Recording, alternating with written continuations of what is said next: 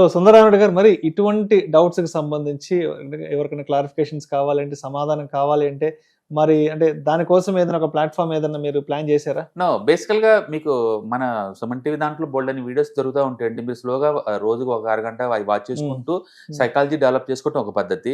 రెండోది మీకు ఒక మెంటర్ లాగా ఒక ఏదైనా అడ్వైజ్ లాగా లేదా ఏదైనా కోర్సు స్టెప్ బై స్టెప్ ఒక ప్రాక్టికల్ వేలో నేర్చుకుందాం అనుకుంటే మనం ఎట్టాగు every month ETFs, index funds and mutual funds educative webinar ఒకటి వాళ్ళు అలాంటి వాటికి ఎన్రోల్ అయ్యారనుకోండి, వాటి స్టార్టింగ్ స్టెప్ ప్లస్ ఎక్కడ బిగించాలి, ఎక్కడ ఎగ్జిక్యూట్ చేయాలో వాళ్ళకి క్లారిటీ వస్తుంది.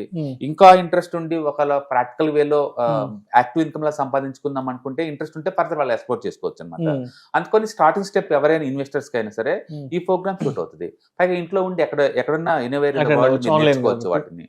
అందుకని మీకు ఎవరైనా ప్యాసివ్ ఇన్కమ్ లాగా మీ ఫైనాన్షియల్ గోల్స్ కి స్టాక్ మార్కెట్ ను వాడుకుందాం అంటే ఎలా వాడుకోవచ్చు, రిస్క్ లేకుండా ఎలా చూసుకోవచ్చు, వీటిని ఎక్కడ ట్రాక్ చేసుకోవచ్చు, అప్ టు ఇన్ఫర్మేషన్ ఎక్కడ దొరుకుతుంది, ఇవన్నీ కూడా ఆ వెబినార్ లో మనం చెప్తాం కాబట్టి వాళ్ళకి అది యూజ్ అవుతుంది.